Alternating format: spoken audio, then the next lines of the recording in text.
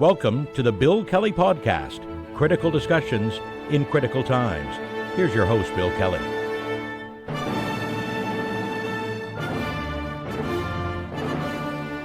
Hey, welcome to another edition of the Bill Kelly Podcast, critical discussions in these critical times. I'm your host, Bill Kelly. Good to have you with us again.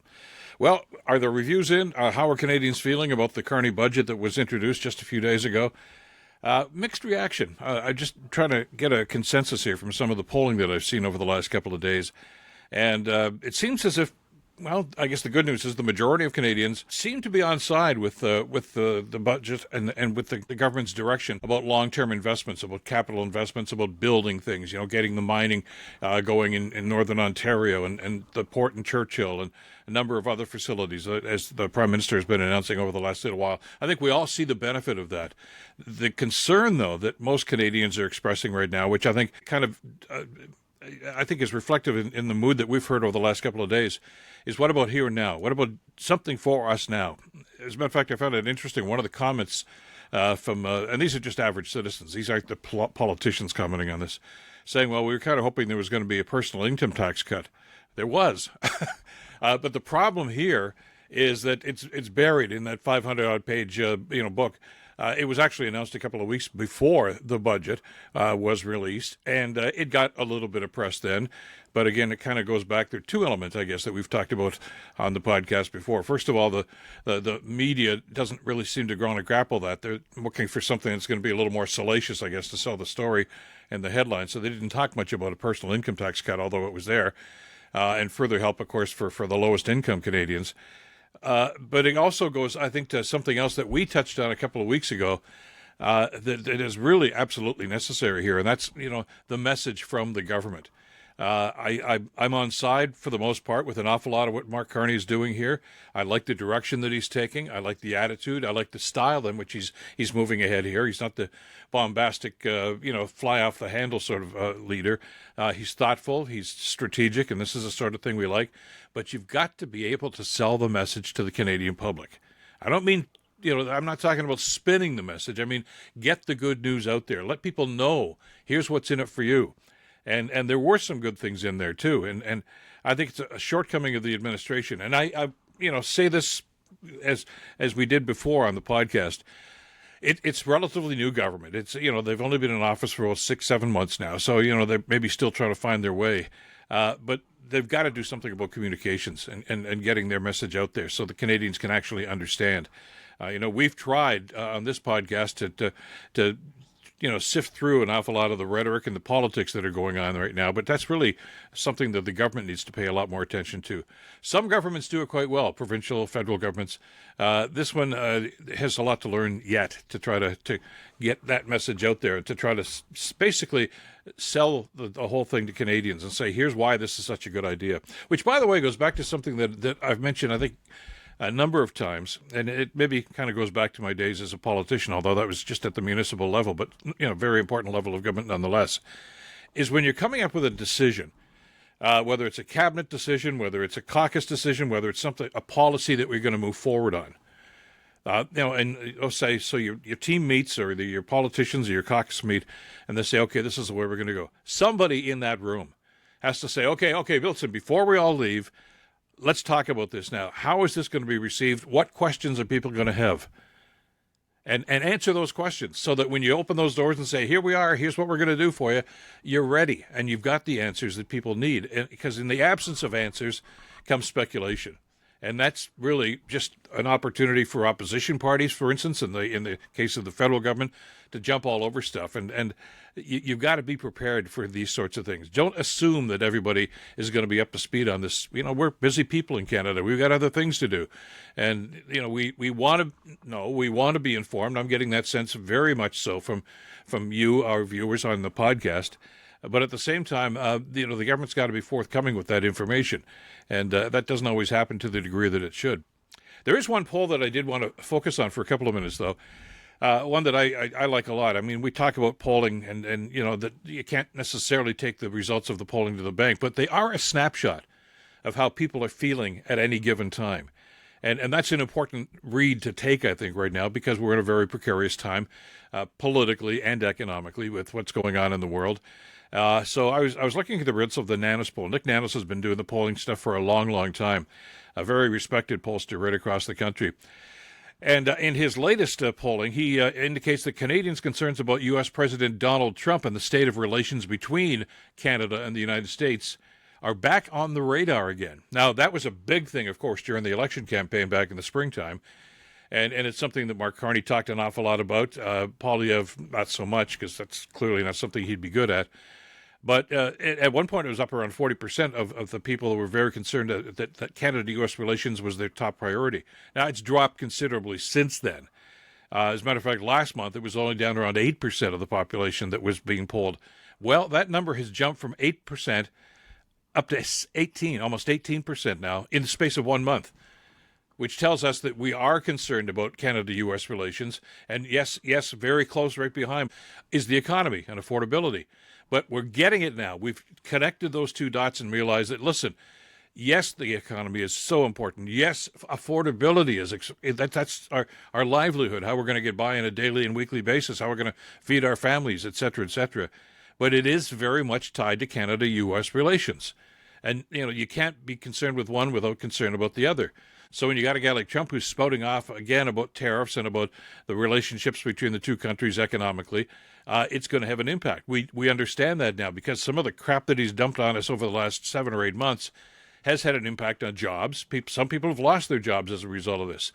Prices are higher because of the tariffs. That's affecting grocery prices, and on it goes. We've talked about this many times, of course, on the podcasts, and we're starting to understand that how our government deals with Donald Trump and the White House and some of those policies is very much impactful to our economy. And so we want things to be better. We want some immediate, relief, I guess, to the concerns and problems we're facing right now.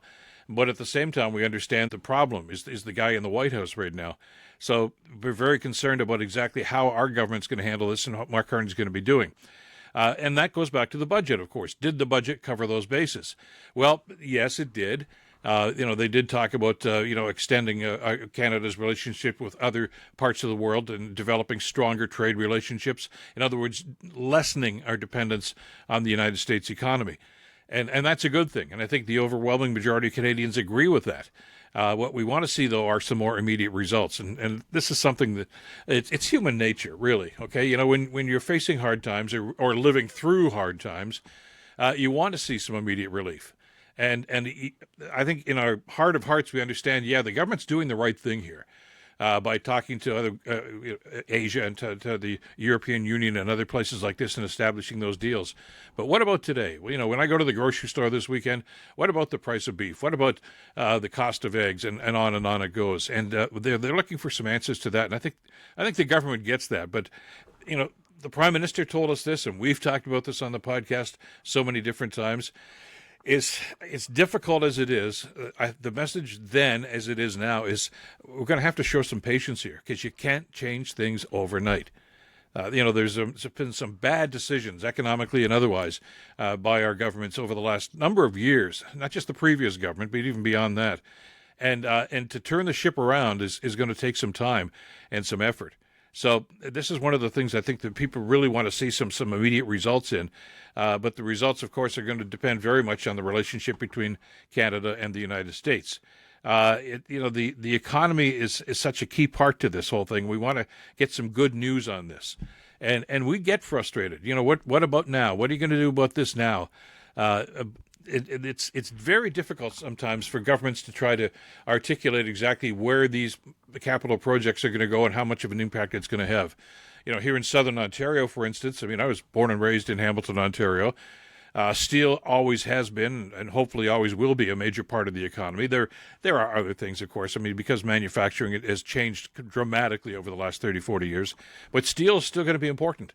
When they talk about building pipelines, when they talk about building, increasing port facilities in places like Churchill and Montreal and some of the BC coast, that's going to take steel. When they talk about some of these huge infrastructure projects, steel, aluminum are going to be big. And I know the Prime Minister's talking about the Buy Canada policies, and some people are rather skeptical about that. It's the right way to go. It absolutely has to be the right way to go. And so we have to be steadfast in this, and we have to understand that it's going to take some time before those contracts start to manifest themselves and we start seeing the benefit. I want to see steel workers back to work. I want to see, the auto industry starting to hire shifts back and start producing here again. But the roadblock here, of course, is in Washington. It's not in Ottawa. And we have to remember that and understand that. And understand that there's no magic wand that anybody can wave here that's going to say, okay, all the problems are over with now. Auto workers in Brampton, don't worry about it. We got you covered. Well, they don't. And in the meantime, of course, as they've talked about in the budget, and the Prime Minister's talked about previous to the budget, and even now as he's going around the country talking about some of these projects, the first thing governments can do is offer assistance to the people that are going to be negatively impacted by that. And that's costly, and that's also money that we wish could be spent someplace else. But the first job is to look after people's welfare and well-being, and they are doing that. There are some programs for that, but at the same time, the old adage that we've got to give people jobs. Is housing going to be more affordable? We like to think so, but if you don't have a job, you don't qualify for the mortgage anyway. So it all kind of circles back to these Canada-U.S. relations. And according to the Nanos survey, we're very concerned about this now because of the way that Trump is talking once again about the protectionist attitudes and just how this is going to have an impact on the Canadian economy.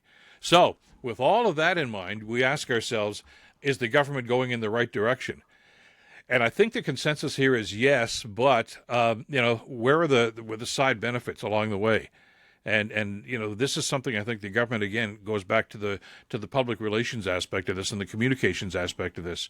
But there is an interesting point to this that I think comes across in a lot of the surveys that we've talked about, and the one that Nanos is referencing here too, because they do this political tracking on a weekly basis. And when we think about U.S. relations here, we're thinking about not just the emotion, but the business side of things. So who is the person best qualified to lead us through these tough economic times? And I know that there are conservatives out there that think, well, you know what, the tide is turning, because they've seen some polls, and we've talked about some of the polls that have been released over the last 2-3 weeks especially, that indicate that the gap is narrowing between the Liberals and Conservatives when you look at some of the popular voters and how they're feeling about things, which is understandable. Because we're going through tough economic times, and invariably we look to the government and say, how are you going to help us on this? And not everybody's going to be satisfied. I mean, you've seen the stories, and we've talked about them on the podcast. People that are housing advocates, affordable housing advocates, are looking at this budget and saying, doesn't do enough. Some people are looking at infrastructure and the people that create those jobs and say, well, it doesn't do enough, and on and it goes. And those, there's some legitimacy in some of those criticisms. I get that. But you can't do everything at once. That's exactly why governments have to set priorities about where they're going to spend the money and about investing in it. And the Prime Minister's talked about this time and time again. Yeah, it's capital investment. Yeah, that's a big number, the money that's going to be going out to spending. But there is going to be a return on that investment. 5 years from now, 2 years from now, hopefully 10 years from now, we're going to look back and say, boy, I'm glad they did that. I'm glad they built that, because look at the jobs and look at the wealth that's been created from that. It takes vision for politicians to be able to do that, and it takes courage. It really does, because, you've got to tell people sincerely that, look, you're going to have to just be patient with us, because this is going to pay off. But it's not going to pay off tomorrow or next week, but it will pay off in the long run by, increasing opportunities for employment, et cetera, et cetera. And that's tough to swallow. When you're going through tough times right now, there's an inclination by all of us, I think it's probably just human nature, to think, okay, I don't care about 10 years from now. I'm talking about, 10 months from now. What's going to happen? And it's pretty scary. We've seen even in recent history how what goes on in the States can really have an impact on what we're doing here. You got the crazy man in the White House now talking about 50-year mortgages for housing purchases. I mean, how insane is that? And we saw, by the way, but I guess in 2008, 2009, when the U.S. government and the U.S. banking system went a little squirrely when it came to mortgages, it caused a huge economic crisis. Well, it put us in recession. And it wasn't just the U.S. They sucked everybody else in because of that. And we had banks foreclosing. We had all sorts of tremendous economic stress on a global basis because of what was going on in the United States. And we can't let that happen again, and we can't let that impact us again. And so we see these things going on, and that's where we put the red flags up and say, okay, we have to have a government who's going to stand up for Canada and understand when to say yes and when to say no. And this is what we're looking for from our government right now. And so I think one of the most telling parts of the Nanos survey, where they talked about leadership, comes to who would be your preferred prime minister. So when you see a frustrated population, such as we have here, that are kind of hoping things go a lot faster and that we're going to see more relief and more good news faster than maybe we're seeing it these days, you'd think, well, maybe there's a concern about leadership. Well, it doesn't really reflect in the polling from the Nanos folks. Yes, the popular vote between Liberals and Conservatives has narrowed, which is maybe not surprising because let's remember it was a minority government that was elected in the springtime. The Liberals did have the most seats, but there was a pretty close number there, right? But when it comes down to leadership, according to the latest poll, the clear choice for Canadians is still Mark Carney. He has a 20-point lead over Pierre Poilievre, who's in second place right now, which is a very telling statistic. That essentially means that we may not agree with everything that Prime Minister Carney is doing right now. We may not agree with the speed with which he's doing things right now. We may not agree necessarily with the priorities that he's showing, and there are some people that still have some major concerns about that. We understand that. But we still seem to overwhelmingly think that in spite of all that, we like the direction, and we sure as hell don't want anybody else but Mark Carney running our government right now. We don't want anybody else but Mark Carney in that position to deal with the economic issues, not just with the United States, but on a global basis too. So that's interesting. We have faith in the leadership, and that's a very important element when countries are trying to chart a new path, or at least trying to pivot and chart a new course to move us economically and maybe make up for some lost ground. So, there's frustration here. We feel that. I sense that from the comments I'm getting from you on a pretty consistent basis through the course of the podcast, especially over the last couple of weeks. But I think a lot of Canadians are seeing, there is a light at the end of the tunnel here. At least we have a direction now, and we have somebody who's in charge who understands economics, understands global economics, and understands that this is what Canada has to do to get better at what we're doing right now. And that's the message here, I think, that the government's giving. So we stay with the pollsters, and again, this is a snapshot here, and I think the Nanos survey is instructive in that way. When it comes to, for instance, Canada-U.S. relations. Just a week ago, the survey indicated that, we don't care that much about Canada-U.S. relations, and now all of a sudden the interest and the concern has doubled in almost a week. And this is why it's important to see these tracks, and it's important for the government to pay attention to where the Canadian mood is too, and to be able to respond to it. Not necessarily with policy changes, but tweaking this, tweaking that, and understanding that our priorities are very fluid right now too, and we're looking for answers from the government. So we'll continue to track that, and we're certainly going to continue to talk about it here on the podcast over the next couple of months as this all starts to unfold. That's it for this edition of the podcast. Thanks, as always, for being with us. Always a pleasure. If you're on YouTube, great to have you with us. Please hit that notification bell and spread the word on what's happening here, okay? And thank you to everybody for subscribing. It's wonderful to see the outpouring of support that we've had, and your subscriptions help us to carry on with this work and to bring these issues to you so that we can maintain this dialogue that's so very important in these very touchy times. Thanks to Madeline Kelly for the great work putting this one together. Until next time, I'm Bill Kelly. Stay in touch and stay informed. Bill Kelly Podcast brought to you by Wizen's Law, personal injury lawyers. Listen, you didn't choose to get injured, but you can choose the right lawyer. Wizen's Law, 905-522-1102 or wizenslaw.com.